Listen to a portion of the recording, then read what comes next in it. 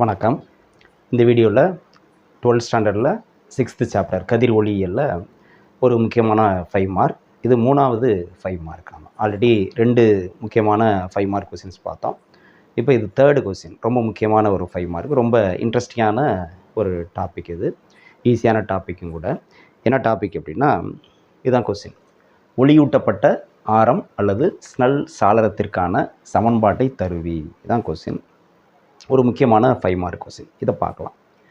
இப்போ இந்த டாபிக் பார்க்குறதுக்கு முன்னாடி நம்ம இங்கே பார்த்திங்கன்னா ஒளியூட்டப்பட்ட ஆரம், அப்புறம் ஸ்னெல் சாளரம், இதை பற்றி என்னன்னு தெரிஞ்சுக்கிறதுக்கு முன்னாடி அடிப்படையான சில விஷயங்கள், இந்த டாப்பிக்கை புரிஞ்சுக்கிறதுக்கு தேவையான சில விஷயங்களை நம்ம ரீகால் பண்ணிக்கணும். ஆல்ரெடி படிச்சிருந்தாலும் சரி, படிக்கலனாலும் சரி, நம்ம ரீகால் பண்ணிக்கணும். என்ன அப்படின்னா, ஒன்று அடிப்படையான விஷயம், முழு அக எதிரொலிப்பு அப்படின்னா என்ன அப்படின்னு தெரியணும். முழு அக எதிரொலிப்பு, முழு அக எதிரொலிப்பு என்னது? முழு அக எதிரொலிப்புனா அப்படின்னா, இப்போ ஒளிக்கதிர் ஒரு ஊடகத்திலிருந்து இன்னொரு ஊடகத்துக்கு போகுது. இப்போது இது ஒரு ஊடகம், உதாரணமாக நீர்னு வச்சுக்குவோம். இது கீழே, இந்த பரப்பு கீழே ஃபுல்லாக நீர் இருக்குது, இது மேலே காற்று. ஓகே, நீருங்கிறது அடர்த்தி மிகுந்த ஊடகம், காற்றுங்கிறது அடர்த்தி குறைந்த ஊடகம். என்ன ஆகும்னா, ஒரு ஒளிக்கதிர் இந்த நீரிலிருந்து காற்றுக்கு போகிறப்ப இப்படி விலகல் அடையும். இப்படி விலகல் அடையும்னா, இப்படி ஸ்ட்ரெயிட்டாக போக வேண்டிய ஒளிக்கதிர் என்ன ஆகும், இந்த செங்குத்து கோட்டை விட்டு விலகி இப்படி போகும், இப்படி பெண்டாகும் ஒரு குறிப்பிட்ட கோணத்தில் படும் பொழுது. ஓகே, இந்த கோணத்தை அதிகப்படுத்த என்னாகும் அப்படின்னா, இந்த விலகலடைந்த கதிர் இருக்கு இல்லையா, இதுவும் என்ன ஆகும்னா இந்த செங்குத்து கோட்டை விட்டு விலகி வந்துக்கிட்டே இருக்கும். இந்த ஐ அதிகரிக்க ஒரு குறிப்பிட்ட கோணத்தில் என்ன ஆகும், இந்த ஒளிக்கதிர், அதாவது இதில் எப்போதுமே 2 பகுதி இருக்கும். படக்கூடிய கதிரில் ஒரு பகுதி எதிரொலிச்சிரும், மீதி பகுதி தான் அப்படி விலகல் அடைஞ்சு அடுத்த ஊடகத்துக்கு போகும், காற்றுக்கு போகுது. இதை பற்றி நம்ம பேசவே இல்லை. ஓகே, இதை பற்றி தான் பேசுகிறோம். இப்போது இந்த கதிர் இன்னும் கொஞ்சம் கோணத்தை அதிகப்படுத்துகிறோம். இங்கே இருக்கிற கோணத்தை விட இங்கே இன்னும் கோணத்தை அதிகப்படுத்துகிறப்ப என்ன ஆகுதுன்னா, இந்த ஒளிக்கதிர் இப்படி இந்த பரப்பு, நீர் பரப்பை தொட்டுக்கிட்டு போகுது. ஒரு குறிப்பிட்ட கோணத்தில் இப்படி தொட்டுக்கிட்டு போகும். ஓகே, இந்த குறிப்பிட்ட படுகோணம், எந்த ஒரு குறிப்பிட்ட படுகோணத்துக்கு, அதாவது இது எல்லாமே நீரில் தான் இருக்குது. இந்த பகுதி நீர், மேலே காற்று. அடர்வு மிகுந்த ஊடகத்தில் படுகோணம் ஒரு குறிப்பிட்ட படுகோணமாக இருக்கிறப்ப என்ன ஆகுதுன்னா, இந்த விலகு கோணம் 90 டிகிரி ஆகுது. ஆர் 90 டிகிரி ஆகுது. ஓகே, இதான் நம்ம மாறுநிலை கோணம்னு சொல்கிறோம். எந்த குறிப்பிட்ட கோணத்தில் ஒளிக்கதிரை நம்ம செலுத்துகிறப்ப அந்த விலகு கோணம் 90 டிகிரி ஆகுது. அதுதான் நான் சொல்கிறோம் மாறுநிலை கோணம்னு சொல்கிறோம். இப்போ மாறுநிலை கோணம்னா இதுதான், இந்த கண்டிஷன் பார்த்துங்க. மாறுநிலை கோணம் அப்படின்னா படுகோணம், அது அடர்வு மிகுந்த ஊடகத்தில் அந்த குறிப்பிட்ட படுகோணத்துக்கு விலகு கோணம் ஆர் என்னது 90 டிகிரி. அதாவது அந்த விலகு கதிர் இப்படி இருந்தது இல்லையா, அது இந்த பரப்பை தொட்டுக்கிட்டு போகுது. பரப்புனா என்ன பரப்பு? இந்த 2 ஊடகத்தையும் பிரிக்கக்கூடிய பரப்பை தொட்டுக்கிட்டு போகுது. ஓகே, அந்த குறிப்பிட்ட நிலையில் இந்த கோணம் தான் நம்ம மாறுநிலை கோணம்னு சொல்கிறோம். இந்த மாறுநிலை கோணம் அப்படிங்கிறது ரொம்ப முக்கியமான ஒரு டேர்ம். இந்த டாப்பிக்கை நம்ம படிக்கிறதுக்கு மாறுநிலை கோணம் அப்படிங்கிற இது ரொம்ப முக்கியமான ஒரு டேர்ம். அடுத்தது, இப்போ இதை விட இன்னும் கோணத்தை அதிகப்படுத்தணுமா, நம்ம என்ன சொன்னோம், இந்த ஐ அதிகமாக இந்த விலகு கதிர் என்னது, இந்த செங்குத்து கோட்டை விட்டு விலகி இப்படி வந்துக்கிட்டே இருக்குன்னு சொல்கிறோம். அப்போ இன்னும் அதிகப்படுத்தினோம்னா என்ன ஆகும், ஒரு கட்டத்தில் பாருங்கள், இங்கே வரைய இப்படி இருக்குது. இதே தான், உள்ளே நீர், மேலே காற்று. இது பரப்பு, இது பரப்புக்கு வரையப்பட்ட செங்குத்து கோடு. இப்போ ஒளிக்கதிர் இந்த கோணத்தில் போகிறதா வச்சுக்குவோம். இதை விட இங்கே இன்னும் கோணம் ஐ அதிகம். ஐ இஸ் கிரேட்டர் தான் ஐசி. இந்த மாறுநிலை கோணம்னு சொன்னோம்ல, உதாரணத்துக்கு இந்த மாறுநிலை கோணம் 40 டிகிரி உதாரணத்துக்கு சொல்கிறேன் அப்படின்னா, அதை விட அதிகமாக. ஓகே, தண்ணிக்கு 48.6 டிகிரி, நீருக்கு மாறுநிலை கோணம் 48.6 டிகிரி. ஸோ அதை விட அதிகமான கோணத்தில் செலுத்துகிறப்ப என்ன ஆகும், இந்த கதிர் ஏற்கனவே இந்த கோணத்துக்கு இப்படி தொட்டு போகுதுன்னா, இன்னும் கோணம் அதிகரிக்கிறப்ப ஐ அதிகமாக ஆரும் அதிகமாகும்.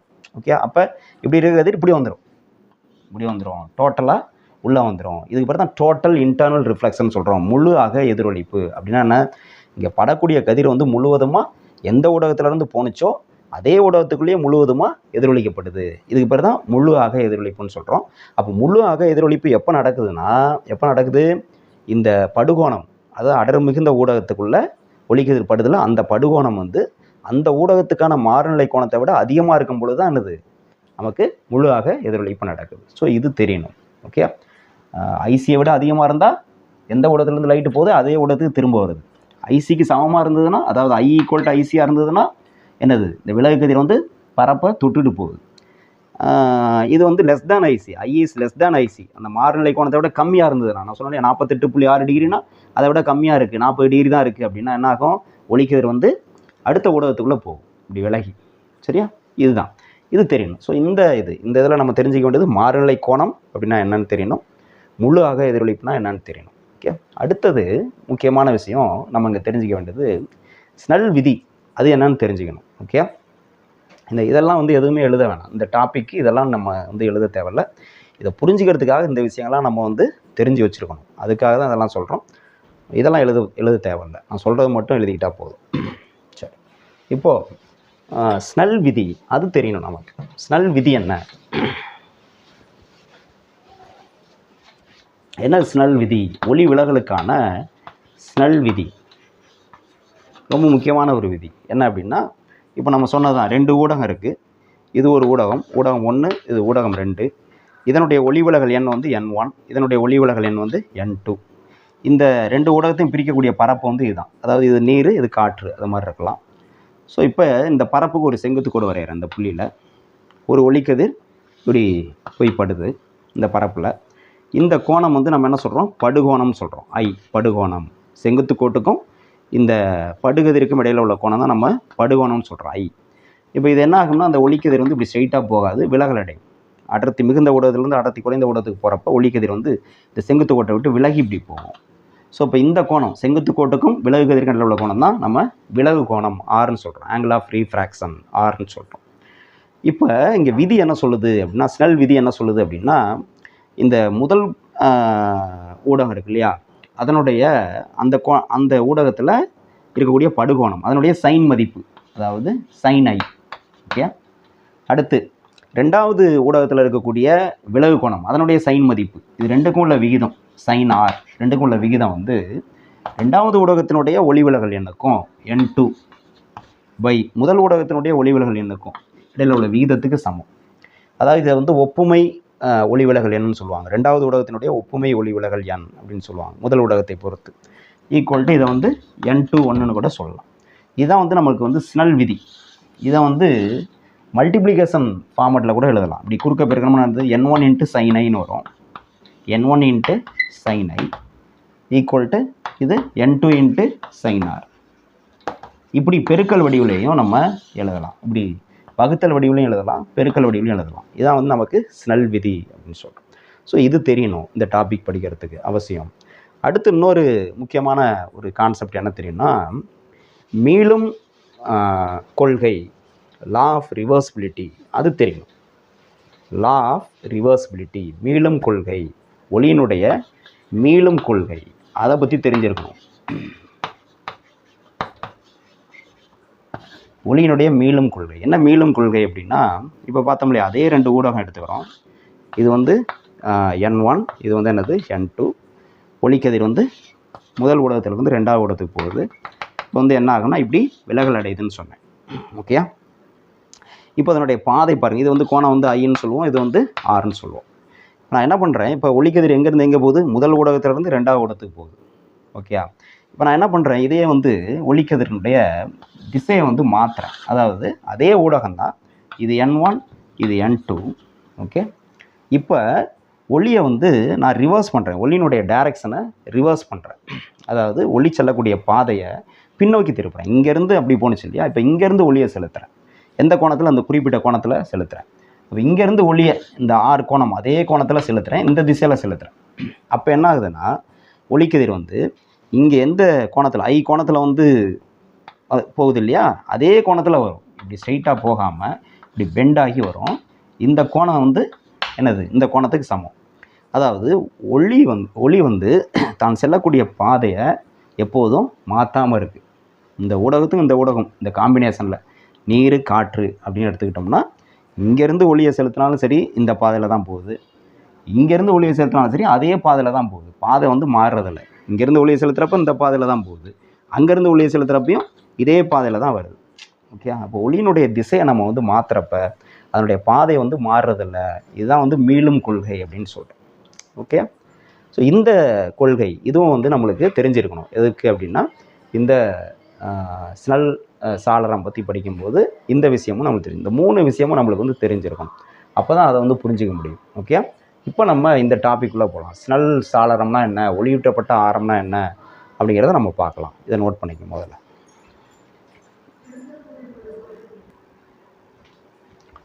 இப்போ இந்த ஒளியூட்டப்பட்ட ஆரம் அல்லது ஸ்னெல் சாளரம்னா என்ன அப்படிங்கிறத தெரிஞ்சுக்குவோம். இப்போது நம்ம சொல்லக்கூடிய விஷயம் வந்து இந்த கொஸ்டினுக்கு வந்து தேவையில்லை. அந்த கான்செப்ட் தான் இப்போ வந்து முதல்ல சொல்ல போகிறோம். அதாவது ஸ்னெல் சாளரம்னா என்ன அப்படிங்கிறத சொல்ல போகிறோம். அதை நீங்கள் வந்து இந்த கொஸ்டினுக்கு எழுத தேவையில்லை. இங்கே கேட்டுக்க வந்து ஒளியூட்டப்பட்ட ஆரம், அந்த ஆரத்துக்கான சமன்பாட்டை தான் நம்ம தெரிவிக்கணும். அதனால் அது நான் சொல்லுவேன், எங்கேருந்து எழுதணும் அப்படிங்கிறது நான் சொல்லுவேன். அதை மட்டும் எழுதுனா போதும். மற்றது எல்லாமே நம்ம வந்து இது என்னங்கிறத புரிஞ்சுக்கிறதுக்காக தான். ஸோ இப்போ முதல்ல வந்து ஒரு நீர் பரப்பு இருக்குது, ஒரு குளம் அது மாதிரி ஒரு நீர்நிலை. ஓகே, இப்போ அதில் வந்து உள்ளே வந்து லைட்டு வைக்கிறோம், ஒரு பல்பு, ஒரு லைட், ஒரு மின் பல்புன்னு வச்சுக்கோமே. அது வைக்கிறப்ப அது என்ன ஆகுன்னா அது எல்லா திசையிலையும் ஒளியை வெளியிடும். எல்லா திசையிலையும் ஒளியை வெளியிடுது. இப்போ வரக்கூடிய ஒளி வந்து பார்த்திங்கன்னா அப்படி நேராக போகக்கூடிய ஒளி வந்து என்ன ஆகும், இவங்க உள்ளே வந்து ஊடகம் வந்து நீர், மேலே வந்து என்னது காற்று. ஓகே, இப்போ நம்ம படித்தோம்ல ஒளி விலகல் விதியெலாம் படித்தோம். அப்போ வந்து sin i by sin r = n2 by n1 அப்படின்னு பார்த்தோம். இப்போ இங்கே வந்து ஸ்ட்ரெயிட்டாக போகிறப்ப என்ன ஆகுதுன்னா இங்கே வந்து ஐ வேல்யூ, ஏன்னா இங்கே செங்குத்து கோடு இப்படி இருக்கும். அப்போ I0, அப்போ I0னா R வந்து 0வாக தான் இருக்கும். அப்படின்னா இந்த கதிர் வந்து நேராக தான் போகும், இப்படி போகும். இப்போ ஒரு கதிர் இப்படி சாய்வாக போகுது. இது என்ன இது, இப்போ நீருக்கு வந்து நம்ம என்ன சொன்னோம், மாறுநிலை கோணம் சொன்னோம். ஐசி எவ்வளோ சொன்னோம், 48.6 டிகிரி அப்படின்னு சொன்னோம். 48.6 டிகிரி அப்படின்னு சொன்னோம். ஸோ அந்த கோணத்தை விட கம்மியாக இருந்தது அப்படின்னா நமக்கு வந்து என்னது, ஒளிக்கதிர் இப்படி போகாது, இப்படி விலகல் தான் அடையும், இப்படி விலகல் அடையும்.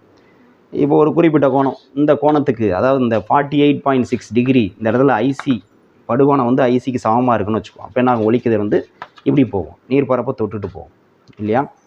அடுத்து இதை விட அதிகமான கோணம், ஐசியை விட அதிகமான கோணம், இங்கே ஐ இஸ் கிரேட்டர் தேன் ஐசி இப்படி இருக்குது அப்படின்னா இந்த ஒளிக்கதிர் வந்து உள்ளே ரிஃப்ளெக்ட் ஆகும்.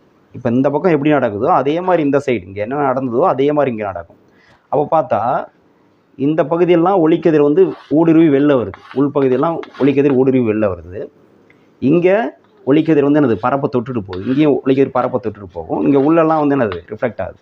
அப்போ மேலேருந்து பார்க்குறப்ப இந்த நீர்ப்பரப்பு முழுவதும் வந்து ஒளியூட்டப்பட்ட மாதிரி இருக்கும், ஃபுல்லாக பிரைட்டாக இருக்கும். பரப்பு முழுவதுமே பிரைட்டாக இருக்கும். இது எல்லாமே பிரைட்டாக இருக்கும், இந்த உள்ளேயும் எல்லாமே வந்து பிரைட்டாக இருக்கும். ஏன்னா இங்கேருந்து ஒளி வருது, இங்கே எல்லா டைரெக்ஷன்லையும் ஒளி போகுது. ஓகே, இங்கேருந்து படுற ஒளியும் நமக்கு வந்து என்னது, ரிஃப்ளெக்ட் ஆகி போகுது. அப்போ பரப்பு முழுவதுமே இங்கே மேலே பார்க்குறப்ப வந்து எல்லாத்துமே இந்த பகுதியிலையும் ஒளி வருது, இந்த பகுதியிலையும் ஒளி இருக்குது. அப்போ நமக்கு பரப்பு முழுவதும் ஒளியூட்டப்பட்ட மாதிரி இருக்கும். பட் இதே இது வந்து வெளியிலேருந்து வர்ற லைட்டை நம்ம பார்க்குறப்ப எப்படி பார்க்க முடியுமா, வெளியிலேருந்து லைட் வருது, வெளியில் சன்லைட் இருக்கலாம், வெளிச்சமாக இருக்குது. அதை நம்ம பார்க்குறப்ப எந்த அளவுக்கு பார்க்க முடியும், நீர்ப்பரப்பு முழுவதும் நமக்கு வந்து பிரைட்டாக இருக்குமா அப்படின்னா அந்த மாதிரி இருக்கிறதில்ல. அதுதான் அந்த ஸ்னெல் சாளரத்தினுடைய டிஃப்ரென்ஸ் நமக்கு.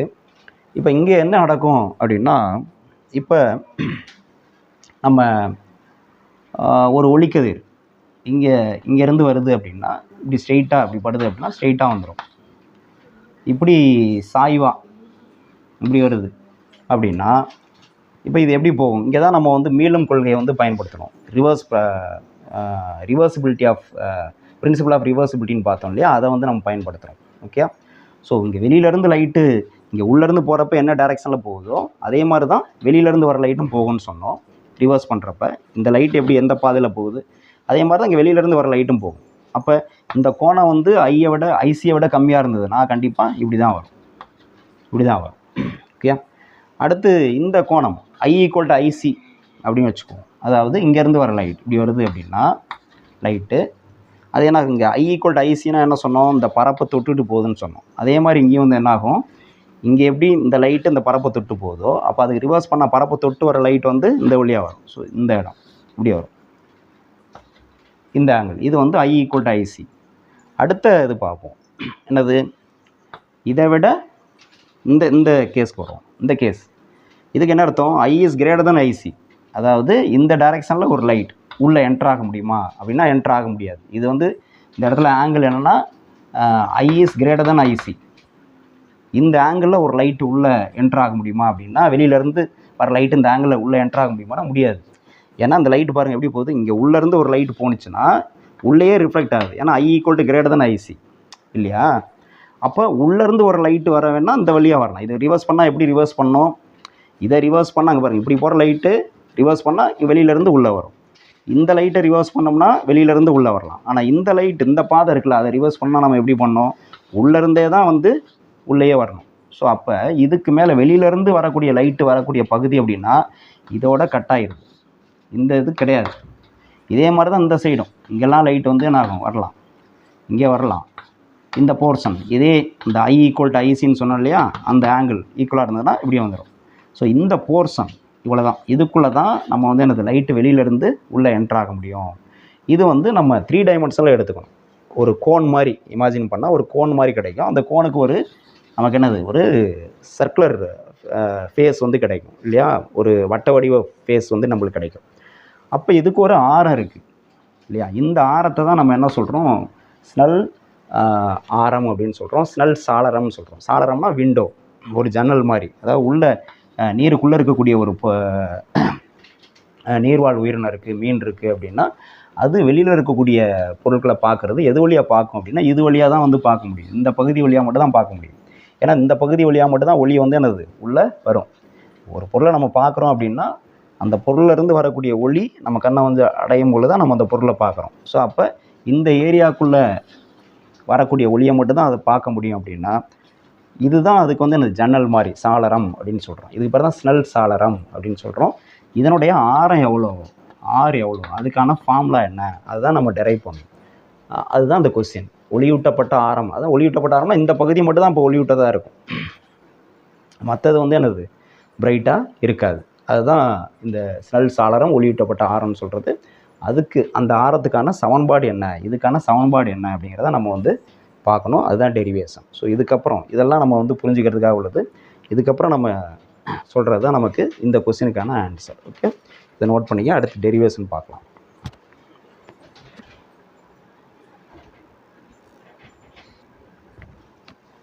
ரைட், இப்போது இந்த இதிலேருந்து தான் நம்ம இந்த கொஸ்டினுக்கான ஆன்சரை வந்து ஸ்டார்ட் பண்ணுறோம். இங்கேருந்து ஆரம்பித்தா போதும், இந்த டயக்ராம்லேருந்து ஆரம்பித்தா போதும்.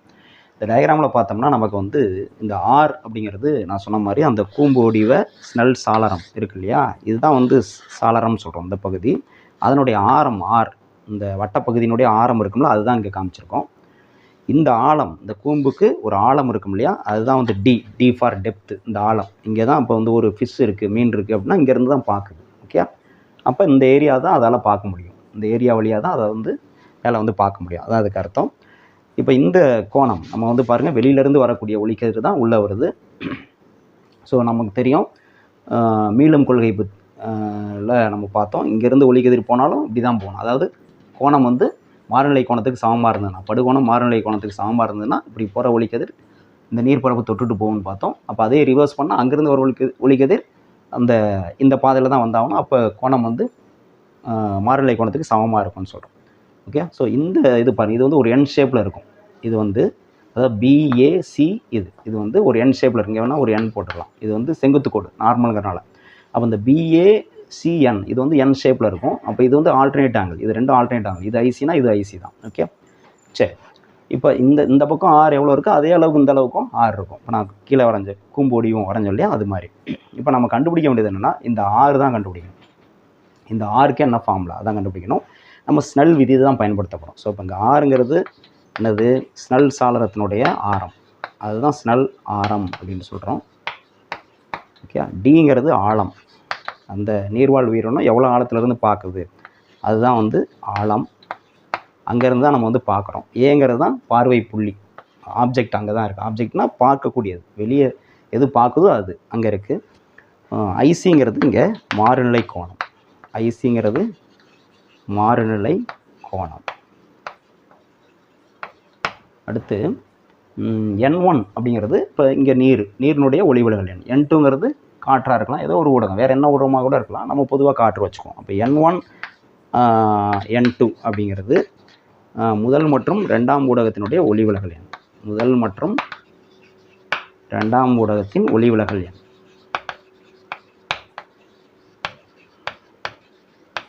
ஊடகத்தின் ஒளிவிலகல் எண் இது நமக்கு தெரிஞ்சது. ஸோ இந்த எக்ஸ்ப்ளனேஷன்ஸ்லாம் நம்ம எழுதிக்கணும். ஒளிவிலகல் எண். Okay, right. இப்போ நம்ம இந்த 6 தான் கண்டுபிடிக்கணும்னு சொன்னேன். ஸ்னெல் விதியை தான் நம்ம பயன்படுத்த போகிறோம்னு சொன்னேன். ஸ்னெல் விதியினுடைய பெருக்கல் வடிவம் என்ன நம்ம சொன்னோம். என்னது? N1 × sin i = ஸ்னெல் விதிப்படி எழுதுறோம். ஸ்னெல் விதிப்படி N1 × sin i = N2 × sin r. இதுதான் ஃபார்முலா. இந்த கேஸ்க்கு இதை அப்ளை பண்ண போகிறோம். இப்போ N1னா முதல் ஊடகம். ஓகே, இங்கே வந்து முதல் ஊடகம் நம்ம என்ன வச்சுக்கிறோம்? இதுதான் வச்சுக்கிறோம். நம்ம ஒளிக்கதிர் வந்து எங்கேருந்து எங்கே வருதோ அதுதான் வந்து முதல் ஊடகம், இது ரெண்டாவது ஊடகம் வச்சுக்குவோம். இது எப்படி இருந்தாலும் இதனுடைய பாதை வந்து மாற போகிறதில்ல. அப்படிங்கிறனால நம்ம வந்து இதை N1னும் இதை N2னும் வச்சுக்கிறோம். அப்போ N1 × அதாவது இந்த குறிப்பிட்ட கோணத்தில் ஐசியில் நீங்கள் வந்து N1 N2 எது வச்சுட்டாலும் நமக்கு வந்து மாற போகிறதில்ல. அதனால தான் வந்து இதை N1 வச்சுக்கிறோம், இதை N2 வச்சுக்கிறோம். ஓகே, இப்போ N1 × sin IC, ஐ மதிப்பு வந்து இங்கே என்னது? ஐசி. படுகோணம் வந்து ஐசி = N2 × sin R மதிப்பு என்னன்னு பாருங்கள். R மதிப்பு இப்போ 90 டிகிரி இல்லையா? ஏன்னா இந்த செங்குத்து கோட்டுக்கும் இந்த கதிர்கண்டையில் உள்ள கோணம் 90 டிகிரி. அப்போ sin 90 டிகிரி அப்படின்னு வந்துடுது. அப்போ என்ன வரும் பாருங்கள்? N1 × sin IC = N2 × sin 90 value வந்து 1. அப்போ இந்த sin IC = இந்த N1 அந்த பக்கம் எடுத்துகிட்டு போகலாம். அப்போ N2/N1 ஆகும். இது வந்து ஒரு முக்கியமான ஈக்குவேஷன். இது ஈக்குவேஷன் நம்பர் 1ன்னு வச்சுக்கோங்க. அடுத்து இதே மாதிரி இப்போ sin IC கிடச்சிருக்குல்ல N2/N1, இதே மாதிரி sin IC கண்டுபிடிக்கணும். இந்த ட்ரையாங்கிள் இருந்து நம்ம கண்டுபிடிக்கணும். ஏபிசிங்கிற அந்த ட்ரையாங்கிளில். அப்போ முக்கோணம் ஏபிசியில் sin IC என்ன வரும்? sin IC sin தீட்டானா நமக்கு தெரியும், எதிர்பக்கம் பை கர்ணம். இங்கே எதிர்பக்கம்னா என்னது? தீட்டாவுக்கு எதிரே உள்ள பக்கம் தான் எதிர்பக்கம். தீட்டாங்கிறது ஐசி, அதுக்கு எதிரே உள்ள பக்கம் என்னது? ஆர். அப்போ ஆர் பை கர்ணம். கர்ணம்னா என்னது? 90 டிகிரிக்கு எதிரே உள்ள பக்கம் தான் கர்ணம். இங்கே தான் 90 டிகிரி இருக்குது. அப்போ எதிரே உள்ள பக்கம் இந்த பக்கம் இல்லையா? இந்த பக்கம் சொல்லலாம். இது ஓகே, இது ஏசி, இந்த பக்கம் ஏசி. அந்த ஏசியோட மதிப்பு நம்மளுக்கு வேணும். ஓகே, இதுதான் வந்து கர்ணம். அப்போ sin IC = என்ன எழுதலாம்னா R/AC. எப்படி எழுதலாம்? இந்த பக்கத்தை இது பாருங்கள், இது வந்து ஒரு ரைட் ஆங்கிள் ட்ரையாங்கிள், அதாவது செங்கோண முக்கோணம். செங்கோண முக்கோணம்னா இந்த கர்ண பக்கத்தினுடைய வர்க்கம் வந்து மற்ற இரு பக்கங்களுடைய வர்க்கங்களின் கூடுதலுக்கு சமம்னு சொல்லுவோம். அப்போ இந்த பக்கம் வந்து R² + D² எழுதலாம். அதாவது இந்த பக்கத்தினுடைய ஸ்கொயர் AC² = நம்ம என்ன சொல்லலாம்னா AB² + BC². ஓகே, அப்போது இங்கே எழுதுகிறேன் சைடில் AC² = AB² + BC². ஓகே, ABங்கிறது என்னது? D, BCங்கிறது R. அப்போ D² + R². அப்போ AC = என்ன வரும்? √D² + R² வந்துடும் இல்லையா? AC = D² + √D² + R². அப்போ இந்த ஏசிக்கு பதிலாக √D² + R² எழுதணும். இது ரெண்டாவது ஈக்குவேஷன், ஈக்குவேஷன் நம்பர் 2. ஸோ இந்த ரெண்டு ஈக்குவேஷனும் பாருங்கள். sin IC left hand side sin IC இருக்கும், left hand side sir equal. அப்போ ரைட் ஹேண்ட் சைடை நம்ம ஈக்குவேட் பண்ணலாம். இந்த ரெண்டு ஈக்குவேஷன் எடுக்க தெரியணும். இதுக்கப்புறம் ஃபுல்லாக வந்து மேத்தமெட்டிக்கல் ஸ்டெப்ஸ் தான். இப்போ அந்த டயக்ராம் எரேஸ் பண்ணி இதை வந்து நோட் பண்ணிங்க, அப்படியே காப்பி பண்ணிங்க. இதிலேருந்து அப்படியே காப்பி பண்ணிக்கங்க உள்ளதை. அடுத்து நம்ம போகலாம். எரேஸ் பண்ணிடுறேன். அடுத்து இந்த பக்கம் உள்ளதை எரேஸ் பண்ணிடுறேன்.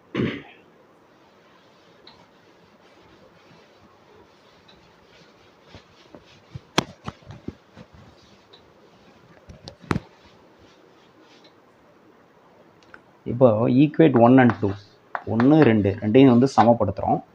சமப்படுத்துகிறப்ப பார்த்தீங்கன்னா left hand side sir equal. அப்போ ரைட் ஹேண்ட் சைடு ஈக்குவேட் பண்ணால் என்ன வரும்?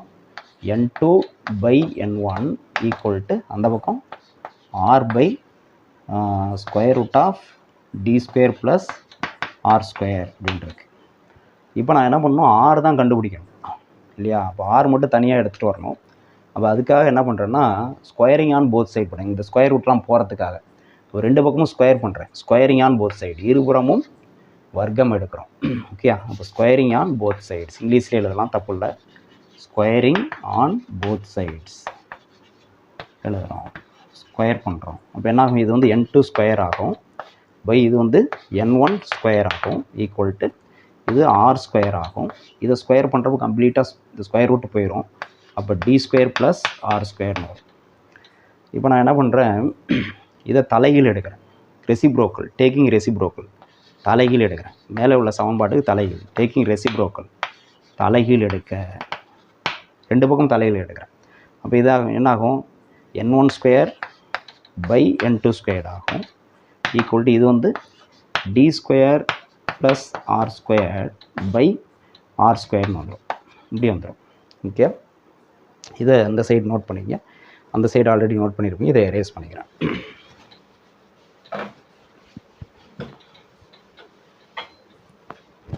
இப்போது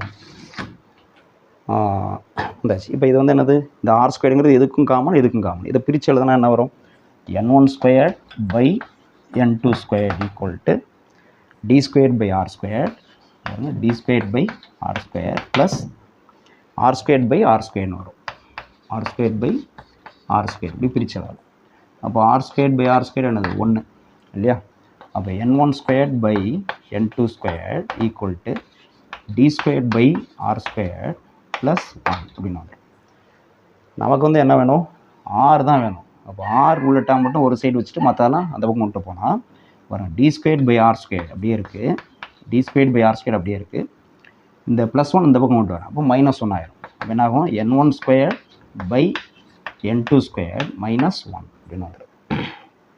ஓகே, இப்போ டி ஸ்கொயர் நமக்கு வந்து என்ன வரும், அப்போ D square by R square equal to இதை கிராஸ் மல்டிபிள் பண்ணால் n1 square n2 square into 1 n2 square, அப்போ -n2 ஸ்கொயர் பை என்ன வரும், n2 ஸ்கொயர் வரும்.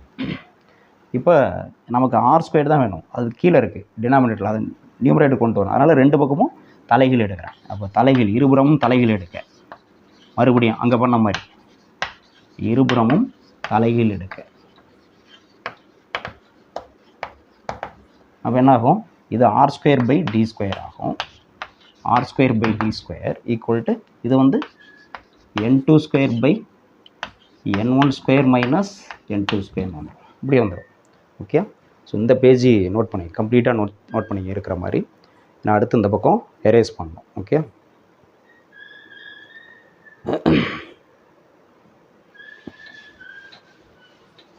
இப்போது இந்த சைடு நமக்கு என்ன வேணும், ஆர் தான் வேணும். ஸோ அப்போ ஆர் ஸ்கொயர் ஈக்குவல் டு என்ன வரும் பாருங்கள், டி ஸ்கொயர் அந்த பக்கம் எடுத்துகிட்டு போகலாம். அப்போ R square equal to D square அங்கே போகுது இன்ட்டு காமனாக இருக்கிறது n2 ஸ்கொயர் பை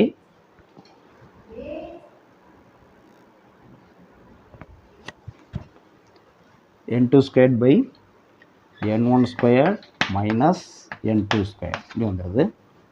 இப்போது நமக்கு வந்து ஆர் தான் வேணும். அப்போ taking square root on both sides, முன்னாடி பண்ண மாதிரி ரெண்டு பக்கமும் ஸ்கொயர் ரூட் எடுக்கிறேன். Taking square root on both sides, square root on both sides, இருபுறமும் ஸ்கொயர் ரூட் எடுக்கிறேன். முன்னாடி ஸ்கொயரிங் பண்ணியிருப்போம், ஸ்கொயர் ரூட் எடுக்கிறோம். இப்போ இதுக்கு ஸ்கொயர் ரூட் போட்டால் ஆர் ஆயிரும், இதுக்கு ஸ்கொயர் ரூட் போட்டால் டி ஆயிரும், இதுக்கு n2 ஸ்கொயருக்கு ஸ்கொயர் ரூட் போட்டால் n2 ஆயிரும், டிவைடட் பை இது ஃபுல்லாக, இது தனித்தனியாக ஸ்கொயர் ரூட் போட்டக்கூடாது, இது ஃபுல்லாக ஒரு டேர்ம். அப்போ ஸ்கொயர் ரூட் ஆஃப் நான் n1 square minus n2 square இப்படி வந்துடும். Okay, n2 square square root எடுத்தால் n2ன்னு மட்டும் வரும். ஸோ இப்படி வந்துடுது. ஓகேயா, ஸோ இந்த மாதிரி நம்மளுக்கு ஒரு ஃபார்முலா கிடைக்குது. இது வந்து ஜென்ரல் ஃபார்முலா, ஆருக்கு ஜென்ரல் ஃபார்முலா. இது ஒரு ஈக்குவேஷன் நம்பர் கொடுத்துக்கலாம், 3 அப்படின்னு கொடுத்துக்கலாம். இப்போ ஸ்பெஷல் கேஸ் என்ன, ஸ்பெஷல் கேஸ்னால் இப்போ நம்ம ஃபஸ்ட்டு ஊடகம் நீர்னு சொன்னோம் இல்லையா, அதனுடைய ஒளிவிலகல் எண் வந்து என்னன்னு வச்சுக்குவோம், இஃப்னா இருந்தால் n2. ரெண்டாவது ஊடகம் வந்து காற்றுன்னு வச்சுக்குவோம், காற்றினுடைய ஒளிவிலகல் வந்து 1. அப்போ காற்றாக இருந்ததுன்னா ஓகே. அப்போ இந்த கேஸ் இதில் சப்ஸ்டிட் பண்ணிங்கன்னா இப்போ அந்த மூணாவது ஈக்குவேஷன் என்ன ஆகும்? R equal to D into N2ங்கிறது என்ன ஆகுது? 1 1 N1ங்கிறது என்னது? N மைனஸ் N2 வந்து 1 இல்லையா? அப்போ